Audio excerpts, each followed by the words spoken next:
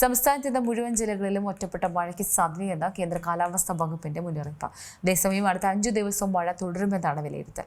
സംസ്ഥാനത്ത് നാളെ മുതൽ ശക്തമായ മഴയ്ക്ക് സാധ്യതയെന്ന് കേന്ദ്ര കാലാവസ്ഥാ വകുപ്പിന്റെ മുന്നറിയിപ്പ്. മെയ് 14 മുതൽ 16 വരെ ഒറ്റപ്പെട്ട ഇടങ്ങളിലാണ് മഴയ്ക്ക് സാധ്യതയെന്ന് മുന്നറിയിപ്പ് നൽകുന്നത്. മണിക്കൂറിൽ 50 കിലോമീറ്റർ വരെ വേഗതയിൽ കാറ്റ് വീശാൻ സാധ്യതയുണ്ടെന്നും മുന്നറിയിപ്പുണ്ട്. ഈ ആഴ്ച അവസാനത്തോടെ തെക്കൻ ബംഗാൾ ഉൾക്കടലിന്റെ ചില ഭാഗങ്ങളിൽ തെക്ക് പടിഞ്ഞാറൻ കാലവർഷം എത്തിയേക്കും. തെക്ക് പടിഞ്ഞാറൻ ഉൾക്കടലിൽ ന്യൂനമർദ്ദം നിലനിൽക്കുന്നുണ്ടെന്നും അടുത്ത 48 മണിക്കൂറിനുള്ളിൽ ന്യൂനമർദ്ദം കൂടുതൽ ശക്തി പ്രാപിക്കാൻ സാധ്യതയുണ്ടെന്നും മുന്നറിയിപ്പിൽ പറയുന്നുണ്ട്. ഏതായാലും ഇതോടെ കേരളത്തിൽ തെക്ക് പടിഞ്ഞാറൻ കാലവർഷം നേരത്തെ എത്താനുള്ള സാധ്യതയാണ്. ജൂൺ 1 സാധാരണ തീയതി. ഇത്തവണ അതിനും ദിവസങ്ങൾക്ക് മുമ്പ് എത്താനുള്ള അനുകൂല സാഹചര്യങ്ങളാണ് നിലവിലുള്ളത്. സാധാരണയായി മെയ് 20 ഇവിടെ എത്താറ്. ഇത്തവണ അത് നേരത്തെയാണ്.